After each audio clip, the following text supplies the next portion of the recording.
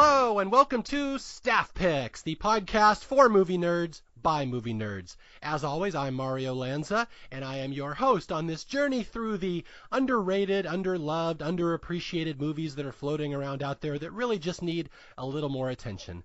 Today's movie is one that is near and dear to my heart because this is the absolute definition of an underrated movie that just a lot of people do not know about. We are talking about Steve Martin's 1983 masterpiece, The Man with Two Brains.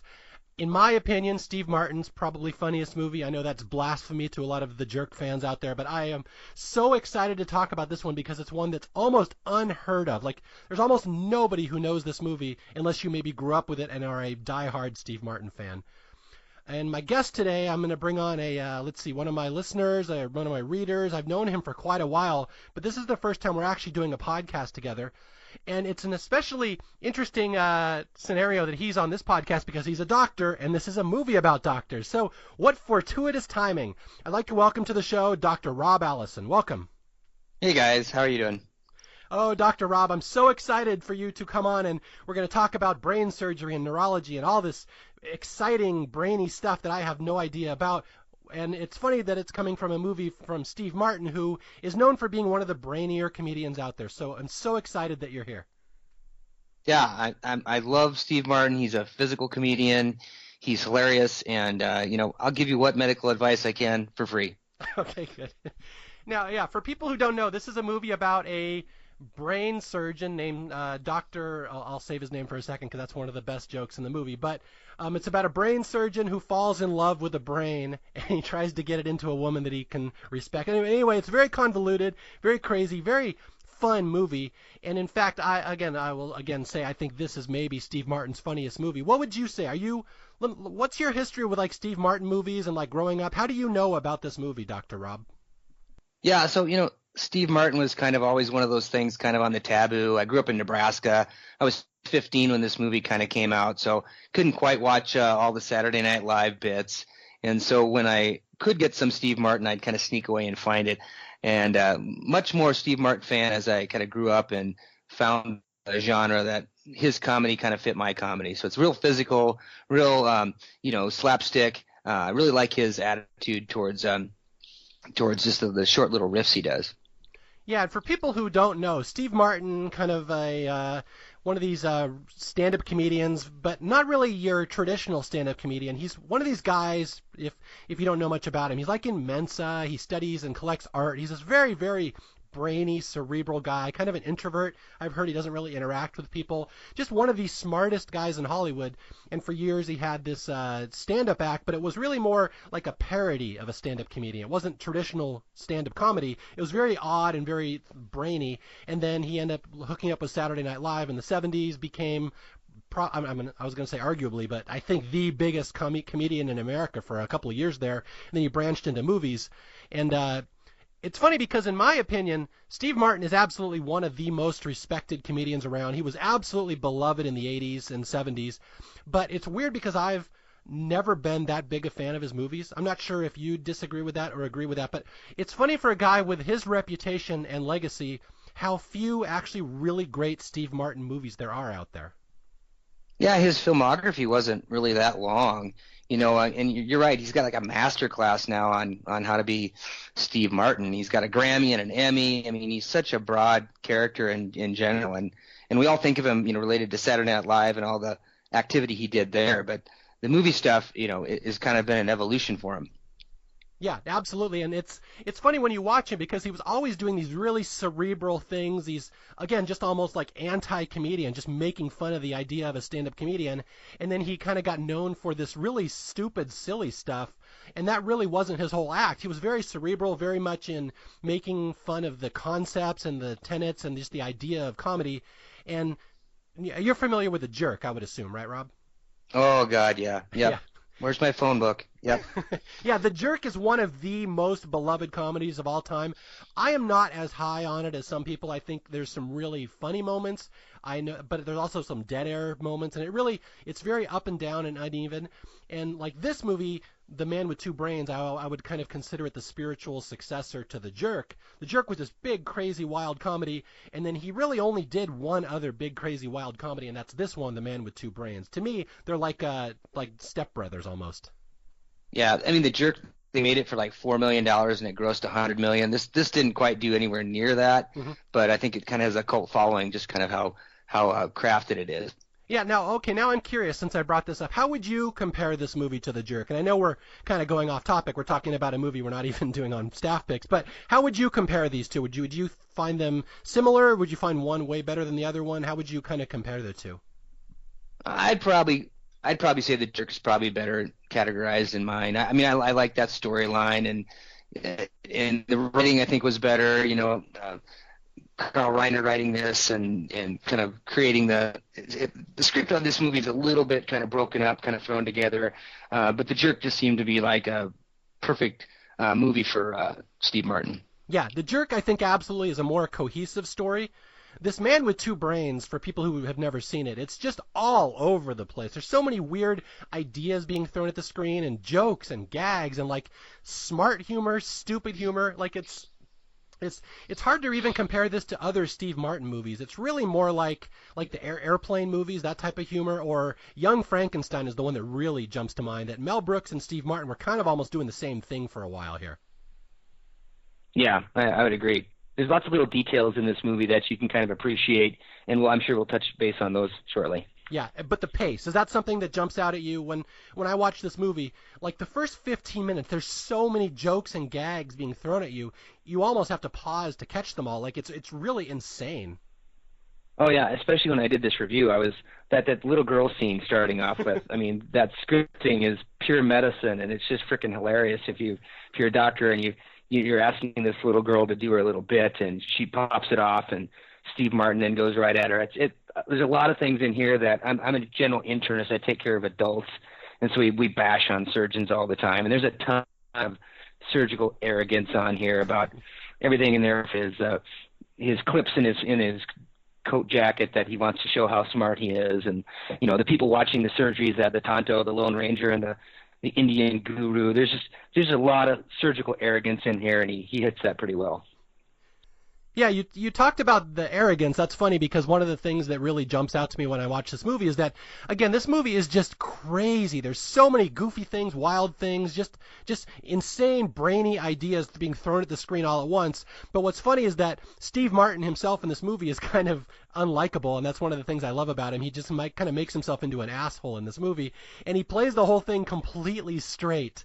And that's one thing I love about him is that he loves to mess with the conventions of comedy. That's one thing you'll notice with Steve Martin. That's why his movies are never the same. They're always playing with different ideas or tropes or inventions. And in this one, it's, again, so much like Leslie Nielsen in Airplane that all this weird stuff is going on around him, and he plays the whole movie so completely straight, almost like deadpan, and that's the one thing that jumps out to me. I guess the other thing I didn't remember from the 80s was all the language. I mean, assholes and azaleas, I couldn't fuck a gorilla. All those lines that just come out of nowhere, Kathleen Turner saying, my balls when she gets kicked in the ground. It's just hilarious where I don't remember that language when I was growing up. I think I read this is Steve Martin's only R-rated movie, or one of his few R-rated movies, because he wasn't super vulgar. He didn't tend to go in that arena. But yeah, this one is especially adult themed, and we'll get to that in some of these lines in the movie. But I was shocked as well that this movie's a little more adult than some of his usual stuff. And there were so many random sex scenes, in an operating room we don't expose a woman's breasts, or we don't shave a vagina for a brain surgery. I mean, just hilarious stuff. There's just all over the place. Yeah. For people who don't know this movie, there's a running gag in this movie. Steve Martin marries this woman, Kathleen Turner, who's just horrible, and she's like an ultimate gold digger. She won't consummate the marriage. They'll never have sex. What she will do instead is suggestively suck on his finger, which gives him the worst case of blue balls ever. So the first half hour of the movie is poor Steve Martin dry humping anything in sight because he's so pent up. And again, that's not where Steve Martin movies tend to go. So that's why I've heard this movie described as one of the more experimental in the Steve Martin genre of movies, and it really is. He's really throwing so many ideas at the wall that, again, you just kind of have to see it to believe it, and that's why I always recommend it to people. He's like tonguing an X-ray and talking about a pelvis film, how he'd like to jump those bones, and he gets random with talking about his ex-wife and how he'd like to eat lunch off of someone's ass. And it's just it's not the classic parenthood Steve Martin that you grew up with if you're a younger kid. But when we grew up with this, it's just a little more cutting edge Steve Martin. Yeah, this is definitely one of the movies my parents would not have let me watch. It's a little would have been a little extreme. Again, I was only like 8 or 9 years old when this came out. But there is one thing I want to say here, in that 80s comedies always tend to get a big reputation. People love 80s movies. 80s movies are overrepresented anytime you hear people talk about nostalgia. But I've always been of the opinion there aren't many 80s movies that are that laugh out loud funny. Like, they're usually cute or charming more than anything. The Man with Two Brains is one of the funniest 80s movies just on a laugh per minute basis. And again, it might not hold up as a story as well as some of the other movies or like as The Jerk, but like when this movie hits, it's so goddamn funny, and that's why I will always recommend it to people. And that's why this is one of the movies I felt the strongest about that we've done on Staff Picks so far. Yeah, it's like an hour and 20 minutes or an hour and 30 minutes, but there's like 2 hours worth of material. They shove everything in here so quick because there's so many good lines. And so many little details, like Steve Martin drooling when Dr. Brandon's talking about him having sex soon. I mean, you actually just see the drool. I didn't see that till like the 4th watch. He's actually physically drooling. It's hilarious. Borrowing a battering ram. I mean, all these things are just, where do these thoughts come from? The details in the movie are fantastic. Okay, and here's the big elephant in the room we have to talk about, and that's the name, Steve Martin's character name in this movie. If there's nothing else I could recommend to people, it would be to watch this movie just to see Steve Martin's name. And again, there's an old comedy trope, and I'm a big fan of Saturday Night Live, and this is something Lorne Michaels has always said on SNL, is that characters with funny names are not funny. It's never funny. It's just a sign of a hack comedian. And Roger Ebert would always say that too. Characters with funny names is the surest sign of somebody who doesn't know how to write a comedy screenplay. That's just the ultimate hack job of writing. In this movie, Steve Martin's character name is, and I really hope I can get this right because it's the best running gag in the movie that he will correct anybody throughout the entire movie if they say it wrong. His name is Dr. Michael Huffar. And nice. Spelled, yeah, here we go. It is spelled Hfuhrurr. And you have to say it with that little pause, Huffar. And again, it will become one of the running gags in the movie that every single person in the movie will try to pronounce his name and they'll blow it. And no matter how serious or dire the scene is, he will stop to correct them because they must pronounce Huffar correct. And again, if there's nothing else I could recommend about this movie, that is the one thing I always remember. It's the movie with that crazy name that he always has to correct. Yeah, the butler messes it up. The reporter right away says, "You went a little past it" when you're trying to say my name, and that name. And also, we have to talk about Anna's last name. Yes, there's a secondary character, and I will give you the honor in this one. How do you pronounce his girlfriend's name in this movie? Anna Umelmahay. Yeah, but you must do like the little W, the Umelmahay. Oh, that's right. Nice. Yeah, so that's, again, it's the sign of the hack comedian that puts a funny name in there and expects it to be funny. But for some reason, Steve Martin is so good at just kind of making fun of the concept of comedy, the theory of comedy, that somehow he makes this work. And I don't know how he does that. I mean, it will happen 20 times during this movie, and it makes me laugh every time. I've seen this movie 20 times. It still makes me laugh every time someone stumbles on his name in the movie. Yeah, it's well done. It's classic. Now, in the medical community, do you know many Dr. Huffars? Is that a common medical name? No. There are a lot of foreign medical providers nowadays, but I haven't seen that name. Now, what nationality do you think Huffar would be? Would that be like Polish or something? Yeah, I'm Hungarian. I'm not sure. Something like that. So, Steve Martin is playing the great Hungarian doctor, Dr. Huffar. And again, you can hear me laughing about it. I'm not even watching the movie, just saying that name the way he says it, and that's such a Steve Martin thing. And I will give a little bit of trivia for people who might not know this. He uses that name again in another Steve Martin movie. Dr. Rob, I will put you on the spot. Do you happen to know what that is? I do not.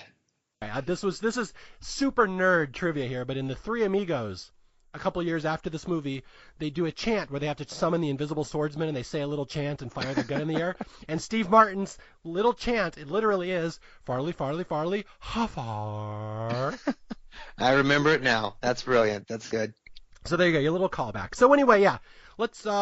Are you ready to delve through the plot of this movie as best as we can? Because I know this is not a movie with a traditional narrative structure. Yeah, let's hit it. Okay, so this movie is the story of the world-famous brain surgeon, the top brain surgeon in the world, Dr. Michael Huffar.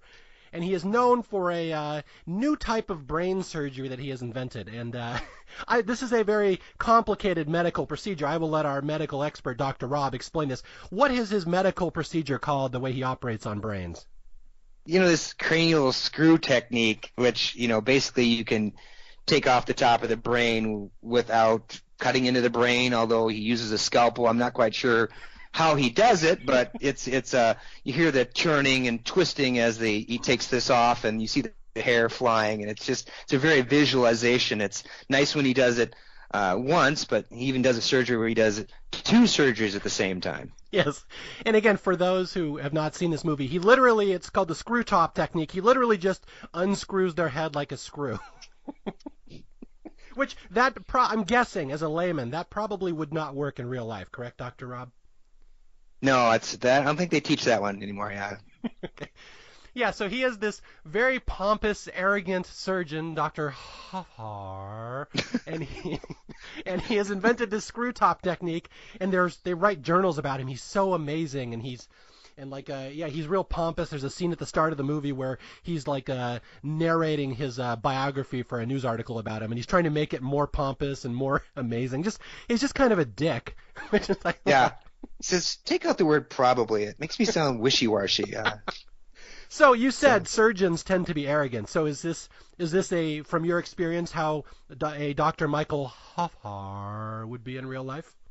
Yeah, his shit doesn't stink. Yeah, that's exactly right. That's right.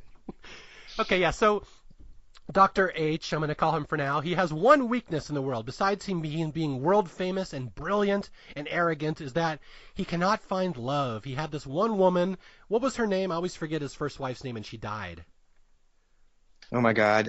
He's got that doll made out of her here. Yeah, here. We're both looking at our notes frantically. Rebecca. It's Rebecca. Yeah, his first wife died, Rebecca, and he has all these things, these trinkets to his old wife Rebecca. She died, and she left him, and he's heartbroken, and he has a painting of her in his house, and he has a little doll he made her he can talk to, and he has poems. This is one of my favorite little things of this movie, is that he has these poems that he and his wife used to recite, and they're the stupidest poems ever. And this is such a Steve Martin thing, just a dumb joke, a brainy joke disguised as a dumb joke. Here we go.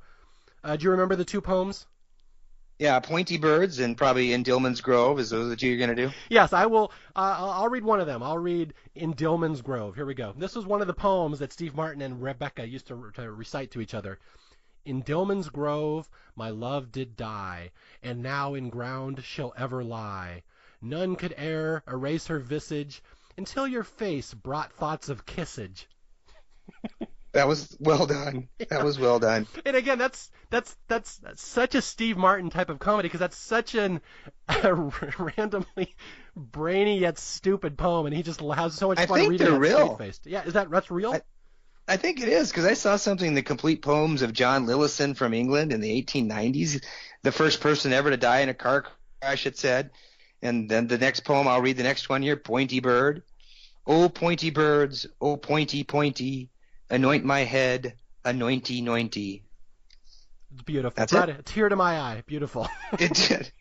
Or a bird dropping in your head or something, yeah. No, wait, you're saying those are real poems? He didn't make those up for the movie? There's no way. Yeah, I mean, we should probably fact check that, but I thought I looked that up. Okay.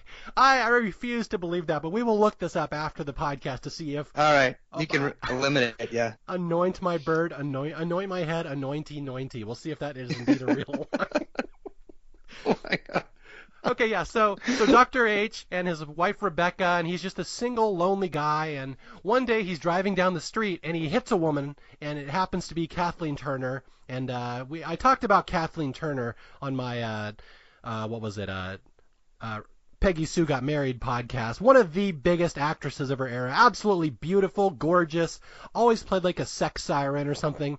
In this one, she's like the biggest gold digger ever. Like, she just married a rich guy, and she I forget, but she's like messing with his head, trying to get him to die so he'll leave all his money in her will, and she's running away from him in the yard, and she runs out in the street and gets hit by the car, and Dr.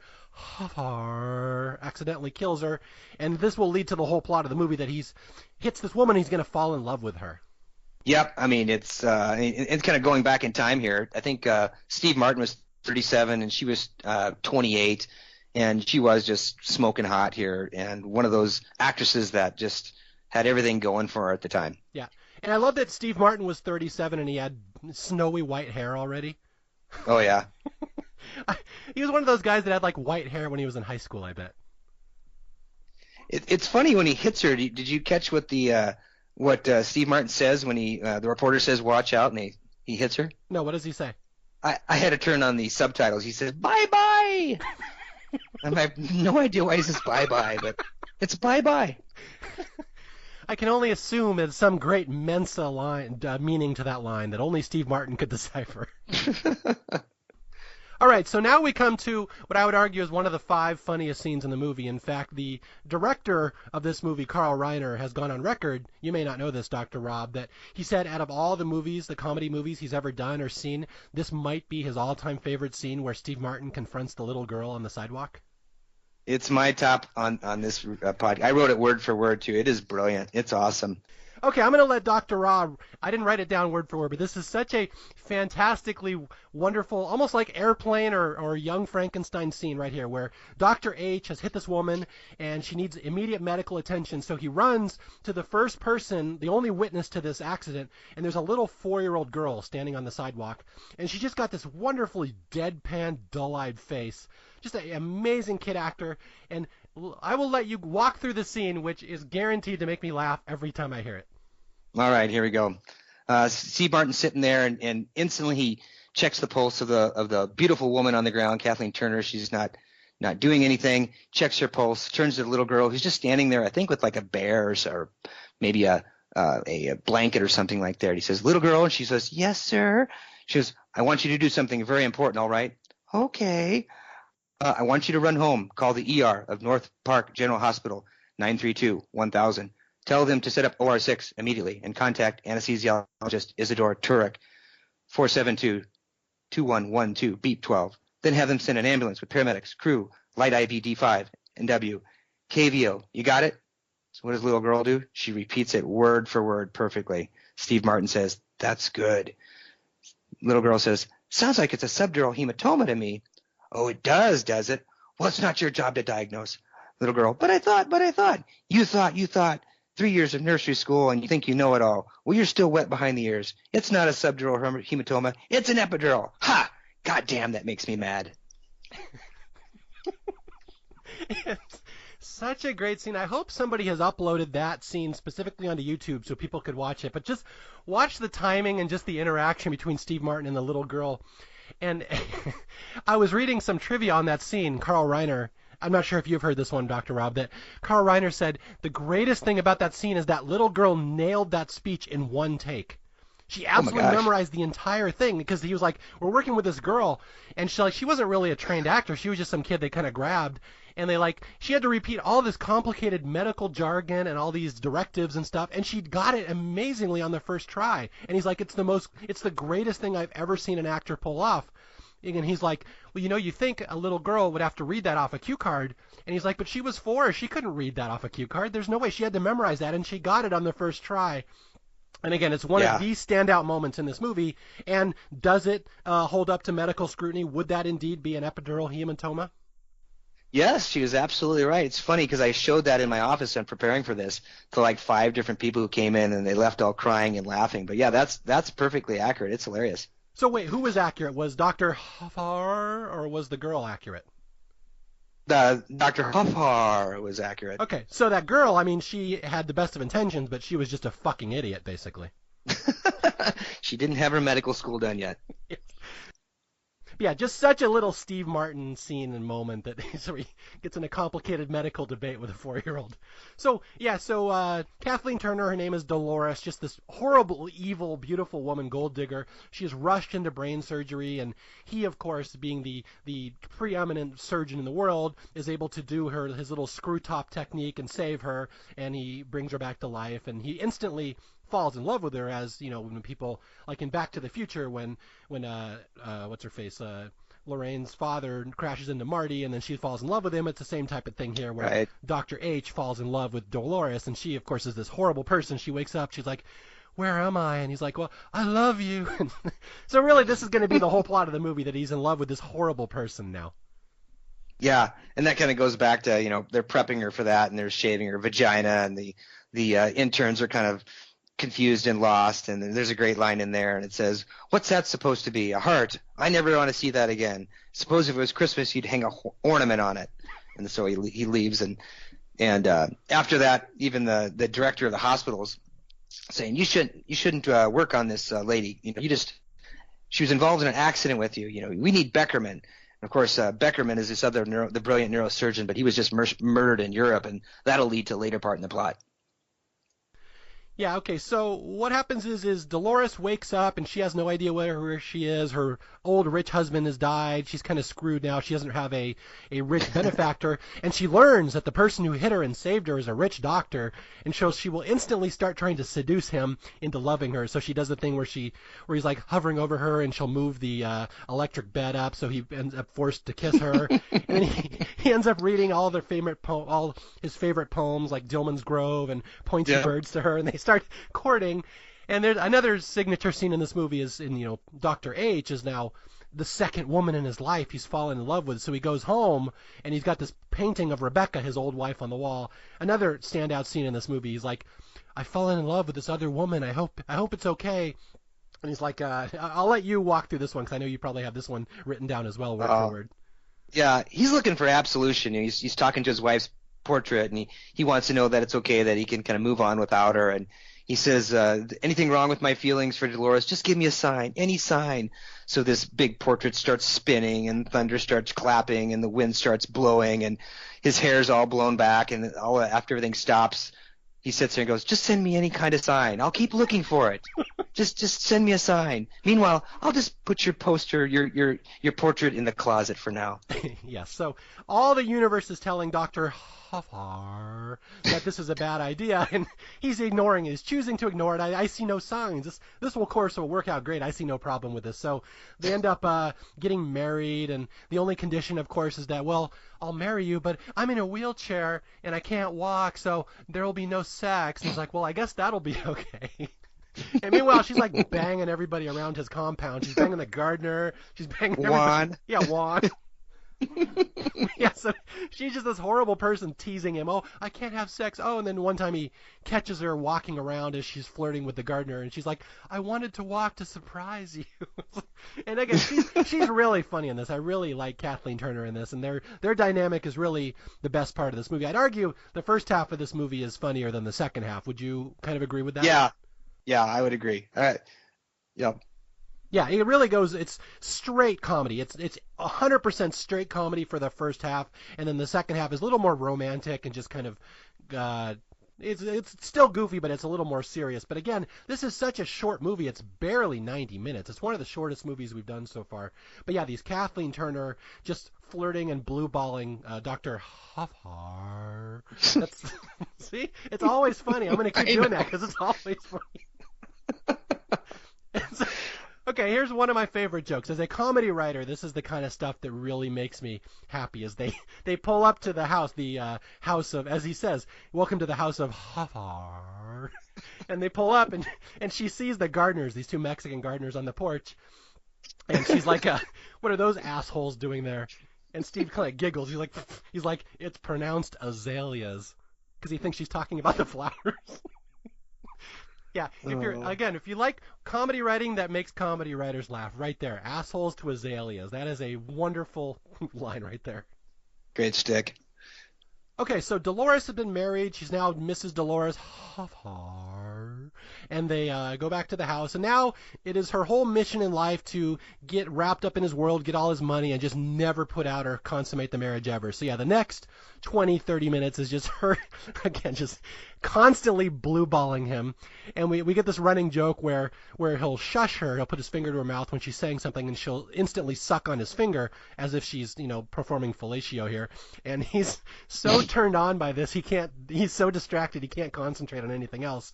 So we'll see scene after scene of her sucking on his finger and him visibly getting boners and stuff. Like there's a scene where he's got a hat on his lap. The hat. Yeah, Steve Martin's sitting there and she's sucking on his finger, and he stands up and the hat just remains in place. It's like being held by like a little coat hook as if like his boner's holding the hat up. It's such a great visual gag. And then he walks over to the window and you hear a crash as like his boner goes through the window. Yeah. He says the breeze feels good. And like you said, this is not traditionally Steve Martin humor. He tends not to go that sexual, but it's really funny. Again, like I keep saying, there aren't that many really laugh out loud funny movies in the 80s, and this one, when it's hitting, is so funny, and this stretch is the best. That's good. So eventually Dolores comes to a point where, okay, I have to put out. I guess I finally have to consummate the marriage. It's been like 6 weeks, and poor Dr. H is like banging the wall at work, and he can't concentrate. And then she says, well, okay, tonight come home from work and we'll consummate the marriage. And he's so excited. That's the day that you said earlier he does the 2 different screw top brain techniques in one day. And then he comes home and they do nothing, right? She basically, right. Yeah, they end up doing nothing. So even on the consummation night, she makes an excuse. Well, we can't do it tonight, and he's just going absolutely insane. So he's so turned on and just pent up that the other doctors at the clinic, as you may have seen in your clinic when doctors are not getting any at home, he's like making out with X-rays and trying to deep throat these CAT scans, and the head doctor humping the wall. Yeah, and the head doctor's like, well, perhaps you need a vacation. You seem a little pent up. So he sends Dr. Huffar and his wife to Austria. They're going to go on vacation for a couple weeks, and this is where the second half of the movie will really start, where Steve is going to fall in love with somebody else. Yeah, and before he goes, he says, I know in the finger-sucking department I'm extremely satisfied, but he needs to consummate this marriage is what he needs. Okay, so they go to Austria, Dr. H and his wife, and it's like a honeymoon, and he's all excited because honeymoon means sex, and he hasn't had sex ever, so he's just absolutely just turned on, and they get to the hotel there, and like the another great Steve Martin scene here with the hotel, the desk clerk there asks him, oh, welcome to the hotel, how long will you guys be here? And he's like, well, this is our honeymoon, and he goes, I'd like you to put a do not disturb sign on the wall. And the front desk clerk is like, well, how long should it be? Would you like the do not disturb on there? And Steve Martin's like going through all these steps of foreplay and sex in his head. He's like, let's see, there's 5 minutes to run my hands down her creamy thighs, and then 2 minutes we'll be doing a little oral sex. Like he's naming off all the stuff they're going to do. He calculates the time frame, and the poor bellhops are all they're all horny as well after he's done. Yeah. Yeah, so again, just the Steve Martin, Kathleen Turner stuff, just so funny. And then what happens is Steve Martin, Dr. H, is going to get invited to the symposium, this symposium of famous brain surgeons in Austria. And this is where he meets another man, Dr. Michael Necessiter, who's like apparently the European champion of brain surgery, as if Steve Martin would be the American champion. And they end up going to like his laboratory. He gets to go meet Dr. Necessiter's. We're getting more into the more technical medical stuff, so I may lean on you a little here, Dr. Rob, once we get to this part. Sounds good. Okay, yeah. So Dr. Necessiter has this big laboratory where he's doing this thing where he can take a brain out of one person, keep it alive in a jar, and then transport it into another host, and it's going to be a monkey eventually as the host. But that's kind of irrelevant to the plot. The 2 important parts here are this laboratory he's got set in a castle, which is one of my favorite things of any 80s comedy movie, and then we'll get to the brains here. But let's talk about this castle first. Leaping lizards, you bet. Yeah, so, okay, I'm trying to explain this. How would you explain this scene to people who have never seen it before? Well, it's kind of like walking up to a small building and having a huge building inside it and kind of saying, I'm expecting Frankenstein's laboratory, and sure enough, it's there. You just had to go through the correct door and see the whole lab. You got the drawbridge inside. You got the moat with the alligator. You got the lizards. And, the problem with the the walls are too thin and the neighbors can scream at each other, and it's not built like a castle really. Yeah. Yeah, it's again like an airplane joke. I keep bringing up airplane, but yeah, Steve Martin's going to this guy's lab, the most famous brain surgeon in Austria, and it's literally like a condo. It looks like an apartment. And Steve's like, huh, that's weird. I figured just a man like you would have like a laboratory, like a castle, like Dr. Frankenstein. And they literally open the door to the condo, and inside there's an entire castle, which is just a little visual gag. And yeah, like you'd given away one of the best jokes there. Just a little throwaway kind of like airplane joke where Steve's inside. He's like, wow, leaping lizards. And the doctor's like, well, we have those too. And they point, and there's two little lizards off to the side hopping over each other, which is such a dumb little like turn of phrase humor that was popular at that time, and I just love that one. Yeah. Other phrase that actually we use in medical, it's kind of funny. I'll step back and you can cut and paste this, but the one phrase that's kind of really funny is before when they're doing the lecture in front of all the smart intellectuals in Europe, they start murmuring. Oh, yeah. And he asks them, what are you doing? What are they saying? Oh, they're just saying mama. What? Mama, mama, mama, mama. So we even do that when we're joking around in the hospital and clinic. What did that person say? Mama, mama, mama. Yeah, that's almost a ripoff of a joke that Mel Brooks did in Blazing Saddles. You know, the harumph joke. Maybe that's what I'm remembering it from. I don't know. Okay, yeah, there's a scene in Blazing Saddles where the governor says something unpopular, and all the people in the audience are like, harumph, harumph, harumph. And Mel Brooks is like, what are they saying? Oh, they're just saying harumph. And that's literally almost the exact same joke that Steve Martin does here, where everyone just says murmur, murmur, murmur, murmur. And I've seen Trey Parker and Matt Stone kind of rip off that type of joke before on South Park. It's just a very joke writery type of joke that gets reused. But yeah, it's really funny, the murmuring in this one. Okay, so once he's in Dr. Necessiter's lab, there's all sorts of crazy things going on there. Again, it's a big castle, and the doctor says, we have paper-thin walls. The neighbors can hear us through the walls. And this will lead to some very funny jokes later in the movie with the walls literally being paper-thin, where people will just start walking through them. But there's a visual gag here where Dr. Necessiter gives Steve Martin a drink. I forget the name of it, Tahitian something or like that. Tahitian lady, yep. A Tahitian lady. Yep. And it's just a visual gag of Steve Martin drinking out of a martini, but with a straw that's like 3 feet long. He's just walking around playing it completely straight and having a serious medical conversation with medical terminology while drinking from a 3-foot straw into a martini. Okay, so here in the castle we see Dr. Necessiter's experiments, and this is really where this movie kind of becomes what it's going to become, is that he has all these brains in a jar, kind of like you would see in these old sci-fi movies in the 50s, and they're all in different colored jars, they're just floating there, and one of the brains can talk, and all of a sudden it starts communicating to Steve Martin, and they have a telepathy. There's a woman in there named, as we said earlier, Anne is her first name? Anne Melmahay. Yeah, and I think that voice is Sissy Spacek, I think I saw in one of the things. Yeah, it's an uncredited Sissy Spacek doing the voice of Anne Melmahay. And so she and Dr. H start having this telepathy, and they can talk, and she is this woman who's trapped in a jar. She doesn't realize where she is or what happened to her, that apparently she was murdered. There's we will find out later there's like a serial killing going along in Austria at the time, this guy called the Elevator Killer who's murdering people by injecting glass cleaner into their buttocks, and that keeps the brain alive. Is that a known medical thing, that glass cleaner keeps the brain alive? No. That's ridiculous. Okay, I just wanted to check on that. Yeah.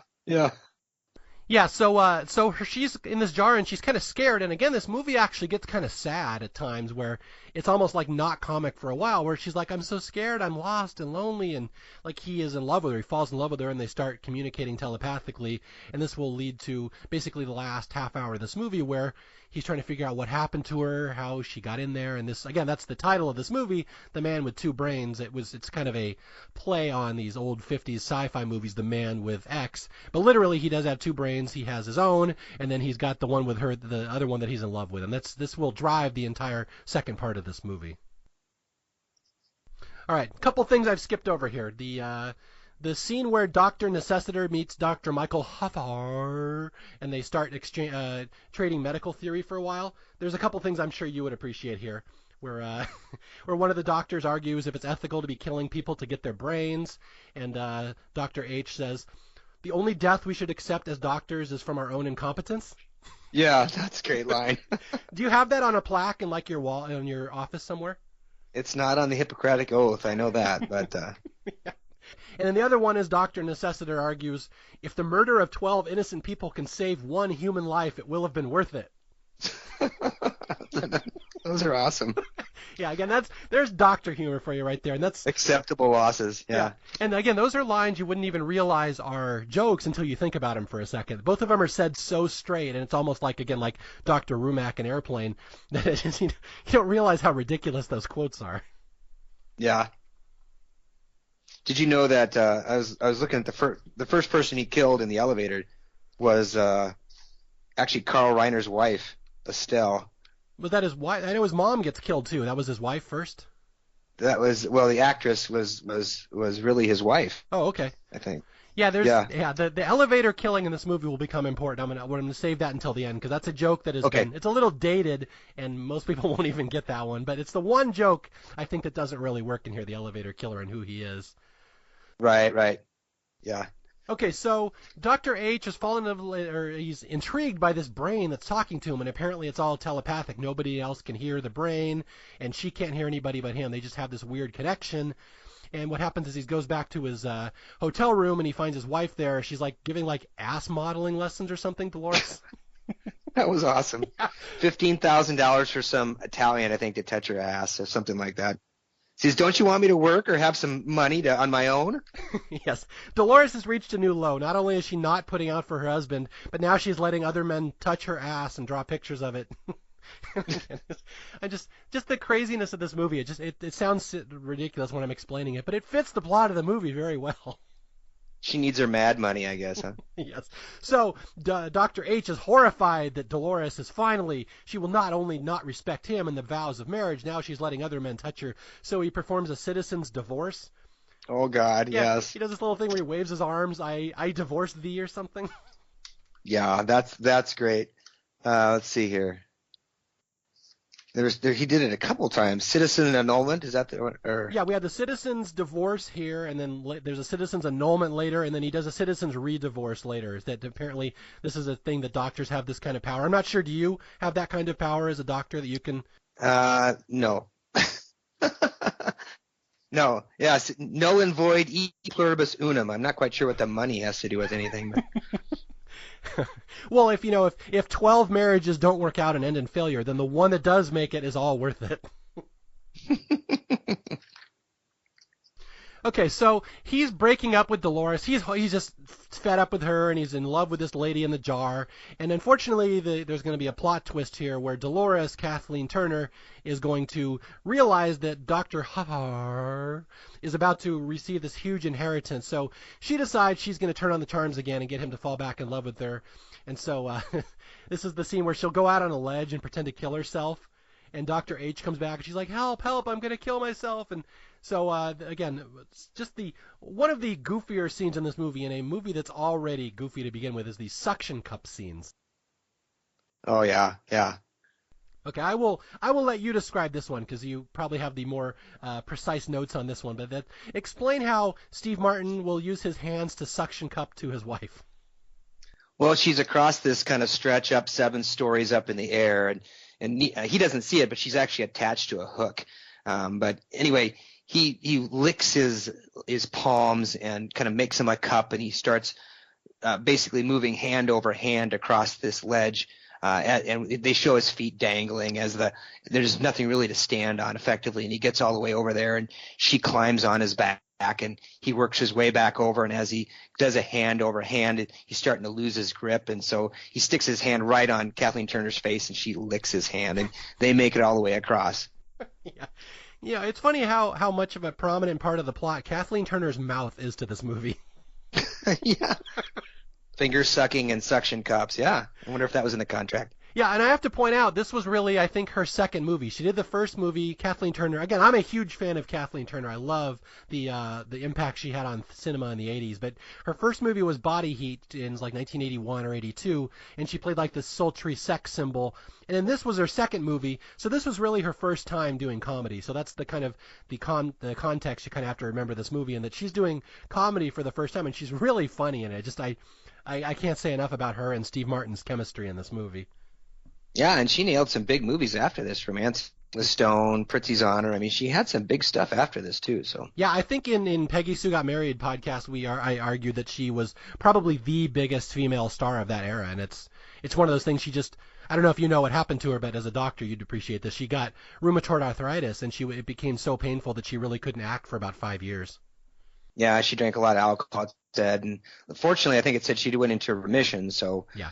yeah, she got an Academy Award nomination for Best Actress. It said in that Peggy Sue Got Married. So that was a big deal. Yeah, no, she's fantastic. And again, it's one of those things. She got this illness, and it was just before they really had a good treatment for that. And yeah, and by the time Right. she was ready to work again, she'd gotten older and gained weight. And you kind of, the thing with women in Hollywood is there's a kind of a fixed age where they stop hiring you anymore. You play grandmas instead of like the sexy wife, and she was to that age now. So it's just a very unfortunate situation. But again, if you want to see Kathleen Turner smoking hot and absolutely hilarious, this is one of her peak movies.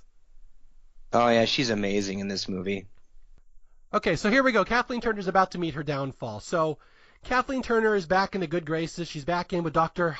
Huffar, and so Dr. H has taken the brain. He's gone back to Dr. Necessiter's lab, and he's taken the brain because he's worried about her. He's in love with this woman in this brain in the jar, and he kind of takes her and puts her in a closet.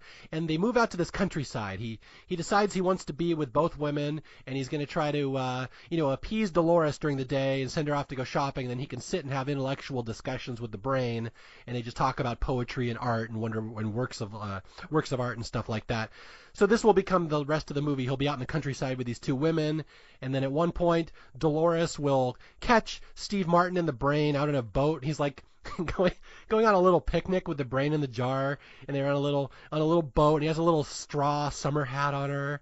And then she asks him to put little lips on the jar so he can kiss it. So he's falling in love with this brain, and Kathleen Turner gets jealous, and this will lead to one of the signature scenes in this movie, the Scum Queen scene. Oh God, that's hilarious. Okay, I'll let you do this one. Go walk us through the Scum Queen scene. This is one, again, I didn't really grow up with this movie. I didn't see it until a couple years after it happened. But if you read a lot of reviews of this one, you hear people say that this line coming up, "Scum into the mud, Scum Queen," was like the first time they'd ever heard that word, scum, or something like that. And so like it became part of people's lexicon for a while, that this was such a odd turn of phrase to have in a movie. So Steve Martin gets a message that Grandma Noonie died, and that pisses him off because Kathleen Turner didn't tell him that any of this information. So he's starting to figure out that she's a gold digger, and he says it's citizens' divorce time, final decree. So they have this big spat, and Kathleen Turner grabs the brain and puts it in the oven, and Anne's calling for things, and she's calling out loud for him telepathically, and walks back into the area to the kitchen, and Kathleen Turner's sitting there, and he's trying to figure out where Anne's brain is, and she uses a French cooking term. She's cooking cervelle à beurre noir, when he's thinking, what the heck does that mean? And finally, Steve Martin says, it's brains in black butter, and he pulls out her brain out of the and he's trying to make sure that Anne's brain is working. So it says count to 10. 1, 2, 3, 4, 5, 6, 7, 8, 10. She goes, you cooked her nines. And that just enrages him one last time. So he takes her to the door, and he just basically throws her out in this huge pile of mud and goo that's out there. He says, into the mud, Scum Queen, and tosses her into the mud. And there you go, Kathleen Turner's face first plant into the mud with Steve Martin yelling, into the mud, Scum Queen, which is one of the signature moments of this movie. And she's horrified. She vows revenge. You embarrassed me. You threw me in the mud. And from this point on, she's going to kill her husband. But there's a more pressing issue for Dr. Har at this point, in that Anne, her brain has been put in the oven and she's starting to die, and he finds out from Dr. Necessiter, these brains don't live very long. So nobody else is aware that he's communicating with this brain, but Dr. H is aware this brain's going to die. They need to put it into a body soon because they can only last out in the world for so long, which I'm assuming all this is medically sound. All this is backed up in textbooks, Dr. Rob? Maybe the surgical textbooks, I guess. I'll have to ask my surgeons. Yeah, I don't know. Are you even going to talk to the surgeons? I kind of get the sense you don't get along with them. Yeah, I don't think they actually have textbooks, so I'll just have to ask them. Wait, if they don't have textbooks, where are these surgeons learning stuff? Good point. That's right. Maybe from this movie. That's right. Yeah, this movie is the textbook. So yeah, Dr. H takes the brain back to Dr. Necessiter, and he's like, I took this brain, and I apologize, but we have to get this into a body soon. Like, there's a woman in here, and she's dying. And this is, again, the line that you dropped earlier in the podcast. I'll let you explain this one, because it just comes out of nowhere. And again, you don't hear a lot of F words in Steve Martin movies, but this is a well-placed one, I will say. Yeah, so Steve Martin wants to be join the brains. He wants his brain taken out of his body and put in a tank right next to Anne's brain. And Necessiter says his research hasn't advanced enough that he can put those minds together. So he says he can put the mind into a body of a gorilla. And he says, I couldn't fuck a gorilla. And he says, wait, there's an alternative. In the other room, there's two people I've done this with, but all they do is kind of drool on themselves and make raspberry noises. And so, of course, that's not good enough for Steve Martin. Yes.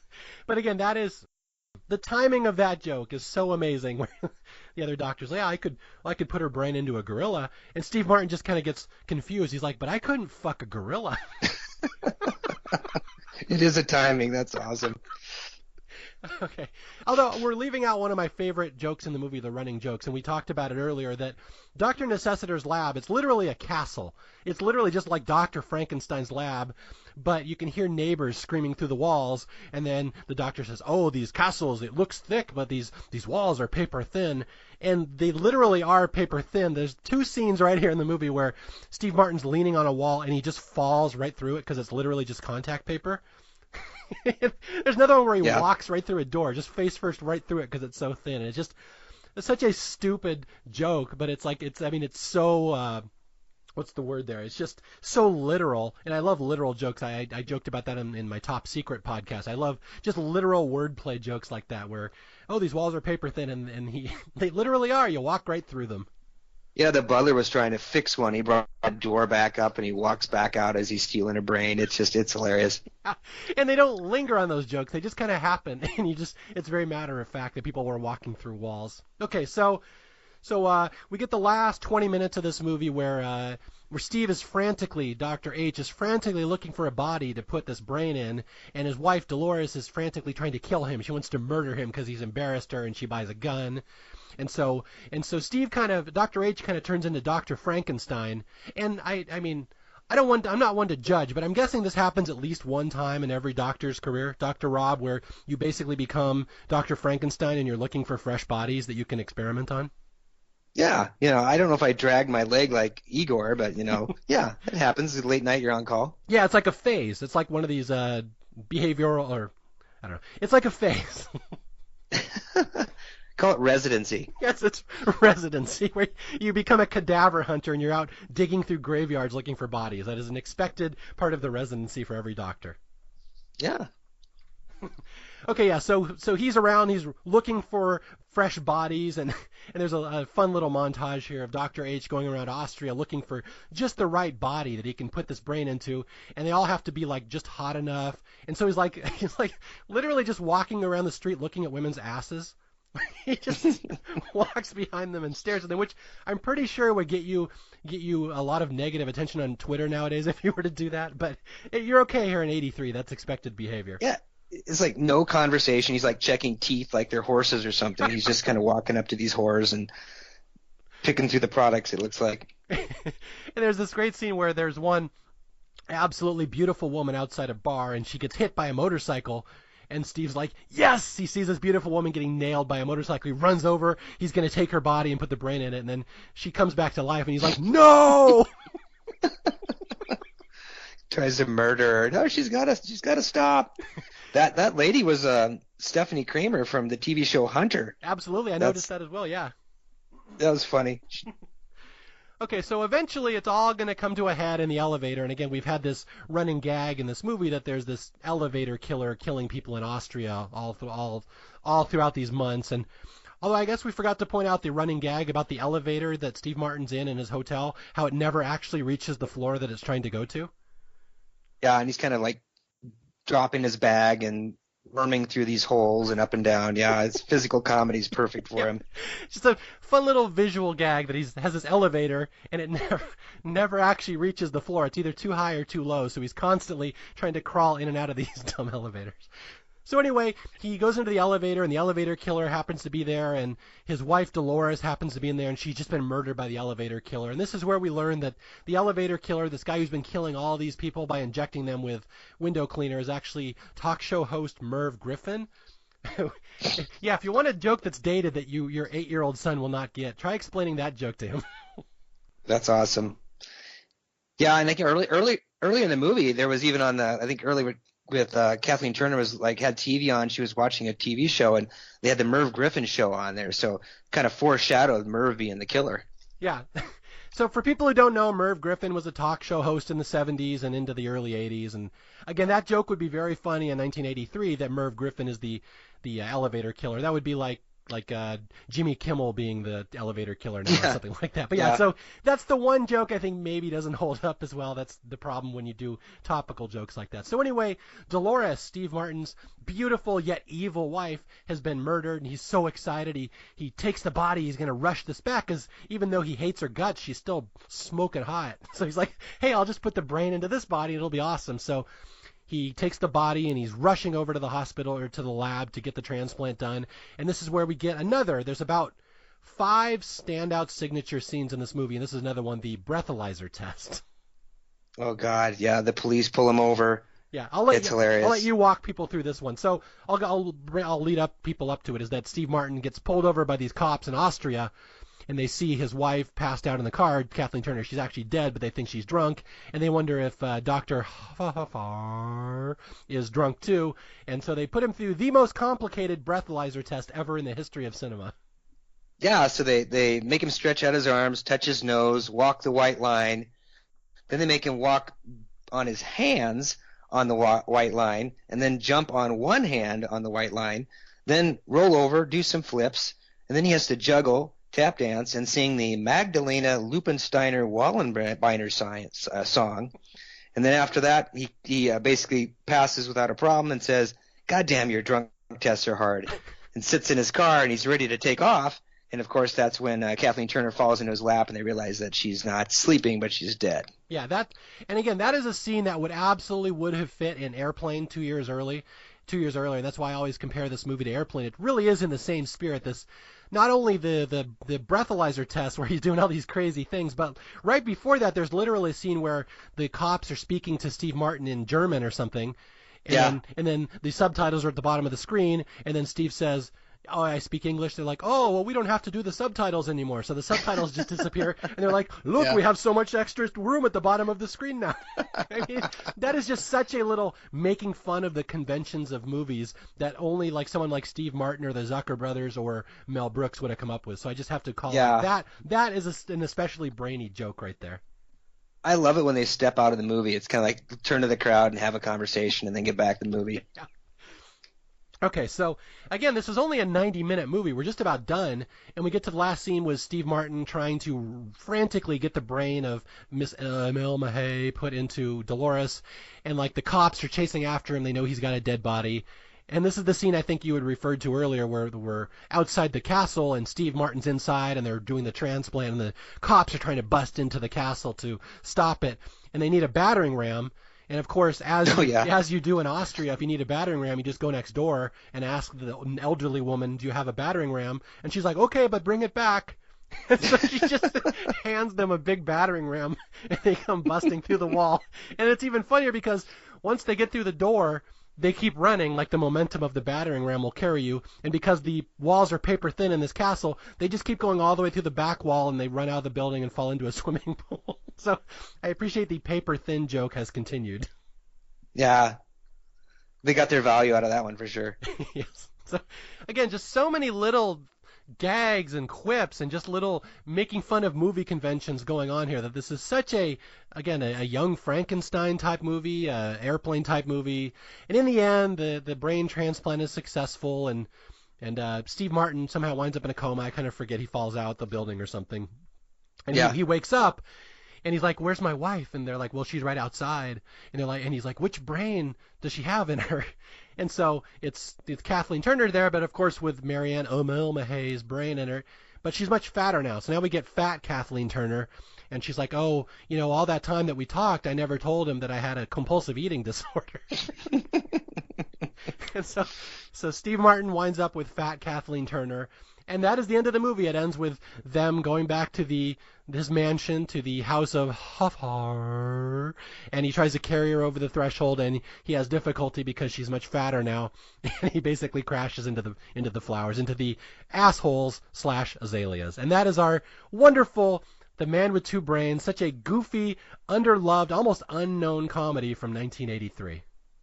Yeah, there's so much to unpack in that. I mean, I probably watched it 5 times in the last month, and there's just so much good stuff in there.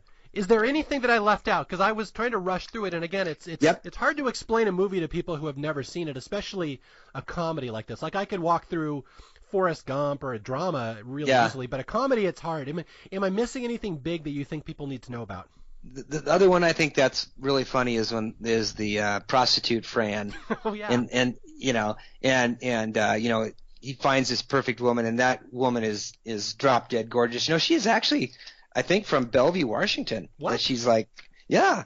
I don't know how close Bellevue, Washington is to you. Well, Bellevue is where I grew up. I grew up literally in Bellevue, Washington. Went to Interlake High School. That is my home. What is her name? The actress? Randy Brooks. She's 61 currently. She was 26 at the time of the movie, and she's a realtor in Bellevue, Washington right now. It said on. Wow, I did not know that. Yeah, he's talking about in Austria. There's a scene where Steve Martin finds the perfect woman to put the brain into, and she's this drop dead blonde hooker, and she, opens her raincoat to show off her breasts, and Steve Martin's like, Mama. I did not know Miss Brooks in Bellevue. Also, she's a good 17 years older than me, so I did not know her, but it's good to know she is one of my homies from Bellevue there. Well, the funniest thing is about her voice, so when he approaches her, he like cringes when she talks because he wants this body, but her voice is like, hi, you want to make yourself at home? I'll be okay. Come on, I like the song Duke of Earl. And she starts going in this high pitched voice, and she goes up to the room, and she's ready to have sex. They're ready to have some fun, and he's contemplating injecting her with this window cleaner, which later in the movie is called Pane of Glass, which I thought was kind of funny. But anyway, it's actually not Pane in the Glass. Oh, Pane in the Glass. That's right. But he tries to inject her, and he can't inject her with this fluid here. And he says, I can't inject you with window cleaner. She goes, I don't mind. What does it do? What does it do anyway? It causes your brain to die last. She goes, I don't mind. And he walks out. He just can't do it. She says, it's my voice, damn it. So. Well, that's how we all talk in Bellevue, Washington. That's the typical Bellevue accent. Yeah. It took me years to lose that accent. No, but that's I mean, those are the big things. You really did a great job on that. So. Okay. Yeah, I really hope I can capture the spirit of this movie and just how odd it is. And again, it's one of those movies that just straddles right down that line of completely stupid yet really smart. There's so many things going on, and again, the jokes are coming at you left and right. You almost can't catch them all. And it really does not feel like any other Steve Martin movie. Like, The Jerk is the closest one I can come to. But, around this, you had, Dead Men Don't Wear Plaid. You had All of Me. You have Dirty Rotten Scoundrels, Three Amigos, Roxanne. I mean, I like all those movies for what they are, but I don't think any of them are as just 100% just silly, funny like this one. Like, this one really stands alone to me as something they were really going for something different with. Well, you talked about the animal references with that donkey that almost got killed in one of your previous podcasts.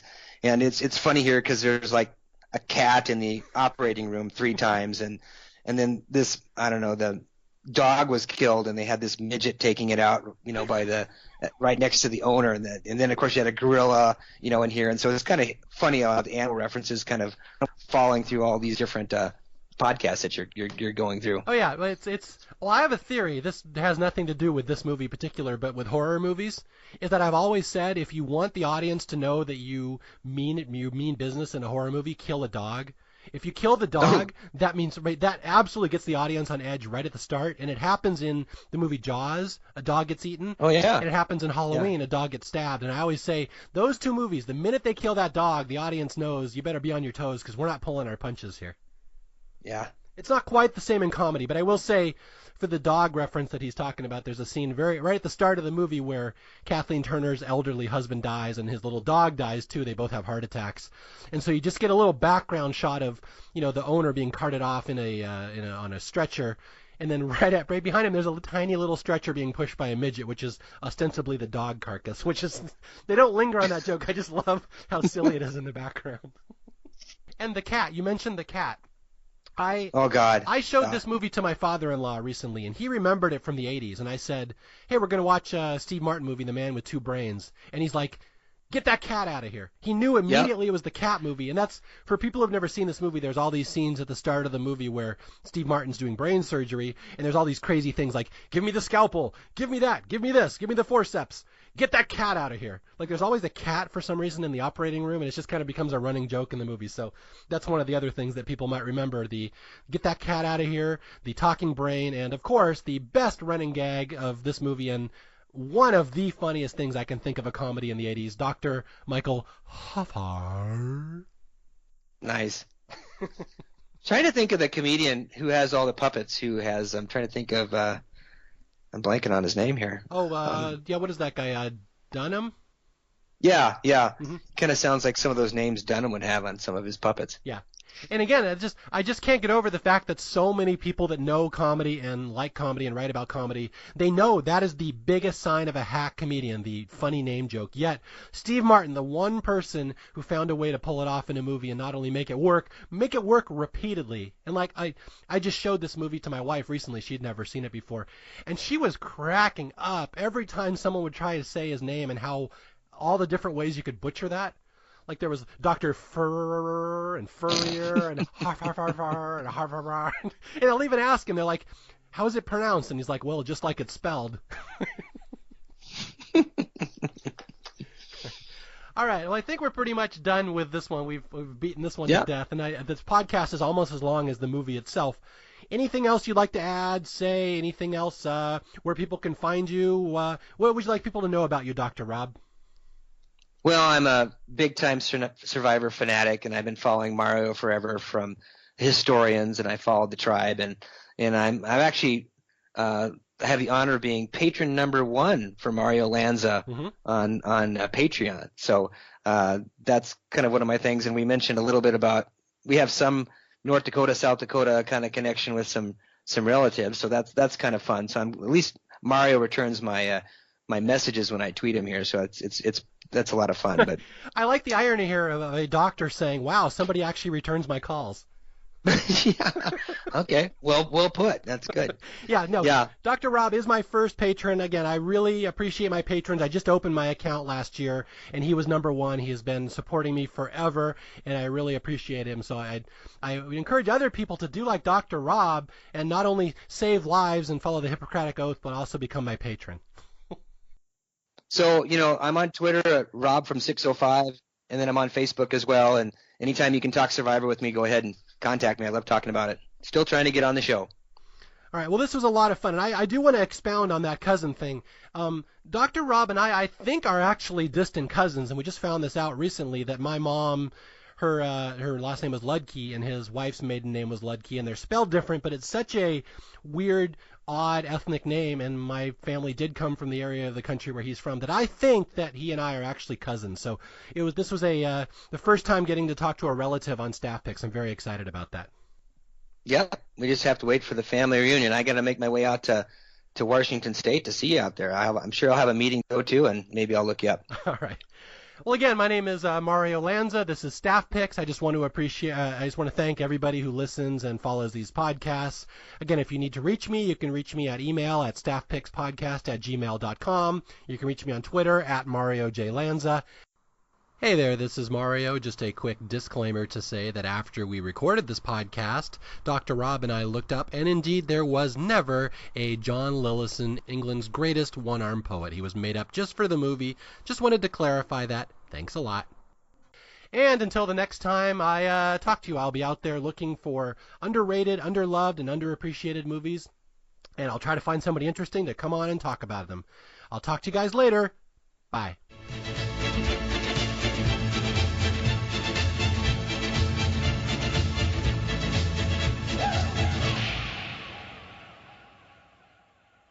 There it is, darling. Your new home. A house of horror. What are those assholes doing on the porch? Those aren't assholes. It's pronounced azaleas. I put them there for you.